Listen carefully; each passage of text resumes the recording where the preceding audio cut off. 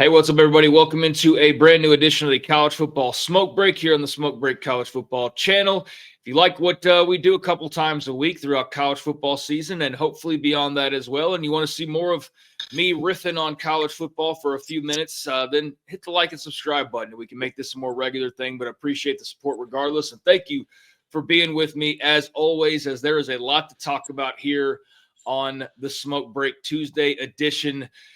Coaching carousel, still hot and heavy. Lots of rumors swirling around Ole Miss head coach Lane Kiffin. And at any moment, literally, news could drop. So I don't want to talk too much about that whole situation because I could record this, and by the end of it, there's a very good likelihood that a decision is made one way or the other. But there is coaching carousel news to get to that is concrete that I will talk about here, as well as, of course, some results from last week, as we always talk about on a Tuesday. But the big news out of the coaching ranks, besides all of the rumors swirling around Lane Kiffin, Ole Miss, LSU, Florida, and all those openings and situations in the works right now, is the fact that Virginia Tech has booked their next head coach. They have inked their next head coach. They have found their next head coach, and boy, have they found the dandy. James Franklin, former Penn State head coach, is now going to be leading the Hokies into the future, saying in a statement, "I'm honored and humbled to join the Hokie family. My vision is simple: to restore unmatched excellence, to build something that lasts, and to serve this university, the Commonwealth of Virginia, and our amazing fan base with honor, integrity, and passion.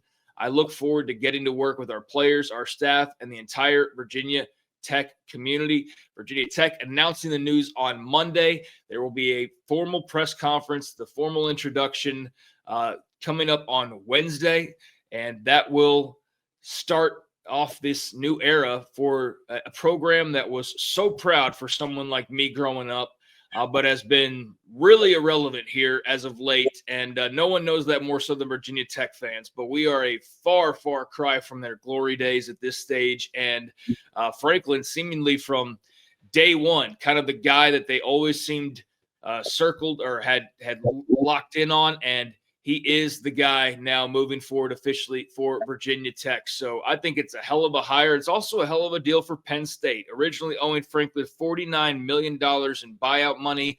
They've actually negotiated that down to a $9 million settlement. So James Franklin gets nice $9 million, but gets the clean break from PSU, and the Nittany Lions pay $40 million less than they were expecting to or needing to based on the contract. And now they go, yeah, sure, $9 million. Yeah, absolutely. They cut that check, they move on, and now they go and find their next head coach as well. So Franklin, lots of success in the SEC at Vanderbilt, part of what Vanderbilt's now doing these days to some degree, and then had obviously a lot of winning, just not enough winning at a certain level for the Penn State program. But my goodness, 2024 playoff appearance in the semifinals, 2016 Big Ten champion. You can see where there was some meat left on the bone, but Ohio State had a lot to do with that. Oregon, Michigan have had something to do with that. Oregon to a lesser extent, obviously just the one season, but just another contender in the Big Ten that makes the competition a little bit more fierce. And Franklin unable to break through when it's just an OSU Michigan thing.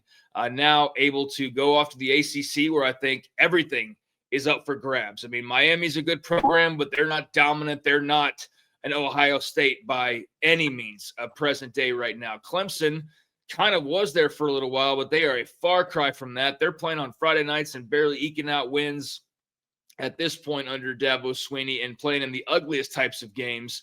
And maybe not even making a bowl game this season. So Clemson far from the juggernaut that it used to be now that NIL is fully hit. And you can go down the line. There's good teams like Georgia Tech and so on. But this is a nice spot for James Franklin, and a nice opportunity, and a good school that is desperate to win. And I think has gone and made itself one hell of a hire following an era with Brent Pry that just did not go well at all. 16-24 with Pry. He's obviously been gone since the start of the season. So Virginia Tech getting their way to the finish line. But now the real fun starts, because now Franklin officially beginning on Wednesday will get his hands into the clay, so to speak, and start forming this program and his vision. And I think that's going to be a lot of fun to track. So congratulations to Virginia Tech on the big hire, James Franklin. That is one less job open now on the Carousel, and one of the more interesting jobs, obviously, as well. So a big box check there in Blacksburg. And hopefully, man, we hear some Enter Sandman, and it's like on a Thursday night occasionally, and just get that feeling of back when Beamer Ball was all the rage, but with its own unique flavor in 2026 and moving forward. Meanwhile, just taking a look back at some of the results over the weekend.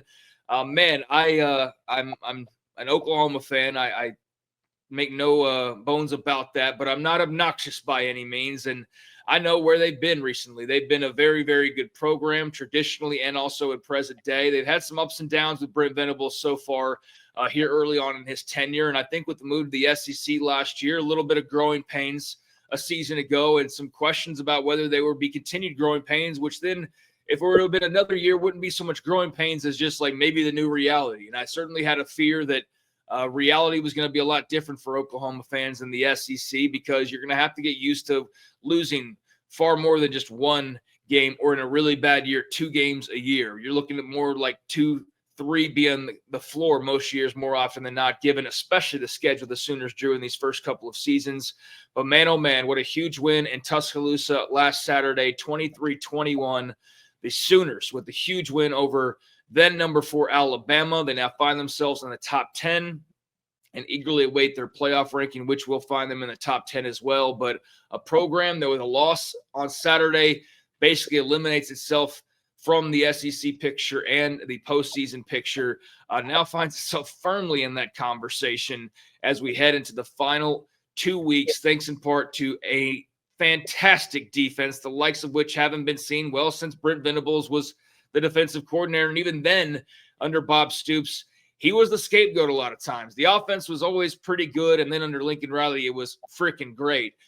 But defensively, that's what won them their last national championship in 2000. And yes, Josh Heupel in the offense to a certain degree as well. But defensively, that seemingly has been the piece that was missing in their recent playoff runs that couldn't get them over the Georgia hump, for example.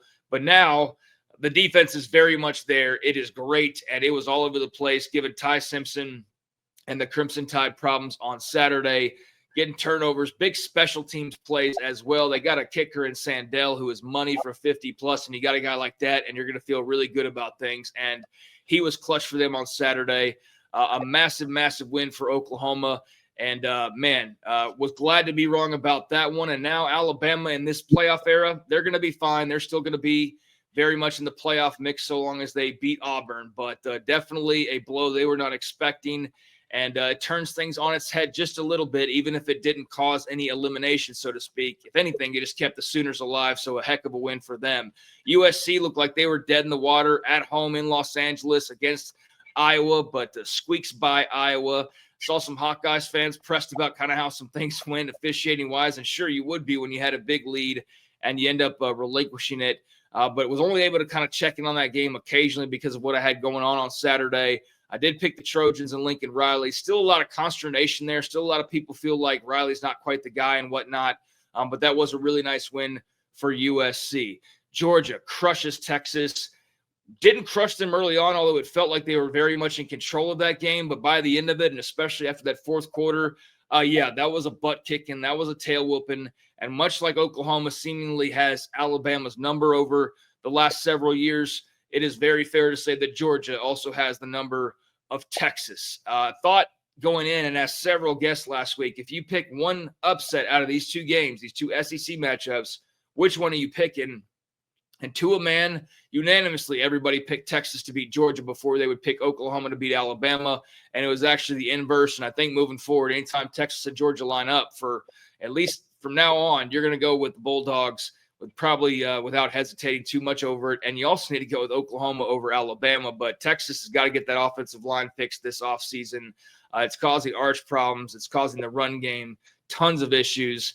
And they just don't have the level of do-it-on-my-own playmaker to overcome that offensively, even though their defense is really good.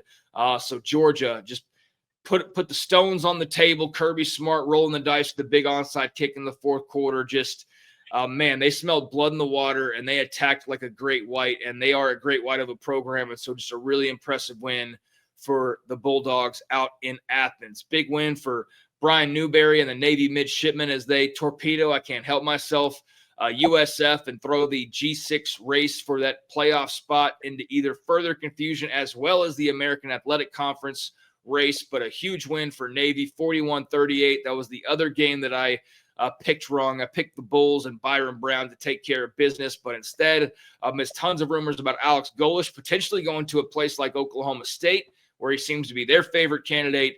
Navy with the upset, although not too crazy of an upset, but one that does throw things again for a little bit of a loop. So congrats to the midshipmen on that. And then it was Notre Dame in a game that of any of the games you think that most of the country was rooting for an upset, it was this one, just to see Notre Dame eliminated from the playoff conversation. Miami fans, fingers crossed, Texas, Oklahoma, whoever fans were hoping for a Notre Dame loss here. And instead, the top 10 Irish remain in the top 10, and they take care of Pitt 37-15 without having to break too much of a sweat. And this one was pretty clearly Irish. Pitt's had a good run, but not something that they could sustain against a very talented team like Notre Dame. So go ahead and start writing out some playoff tickets to send in the mail. And the first one that you can go ahead and feel good about, you can let the ink not even have to dry, just go ahead and send it out, is Notre Dame. They are pretty much a lock at this point. So big wins for Oklahoma, Georgia, Navy, Notre Dame, and also who else did I have here? USC. As far as the games go last week, went 3-2 of my picks. Got some fun games coming up this week that we'll touch on the Thursday episode. But you also have James Franklin headed to Virginia Tech. And by the next time we talk to you, not only we have some new games to talk about, but I have a feeling we'll have some more coaching news to talk about as well. And if that ultimatum is to be true on the part of Ole Miss, then certainly we should know something, you would think, here in the coming days. If not, by the time you're listening to this. And if so, well, I had to cut this when I cut this. But regardless, we'll be talking about Lane Kiffin one way or the other on Thursday. Until next time, please hit that like and subscribe button. Please check me out on 365 Sports YT. Go over there. We're almost at 70,000 followers on that YouTube channel, talking college football every Monday through Friday. Until next time, this has been the Smoke Break, and I'm Craig Smoak.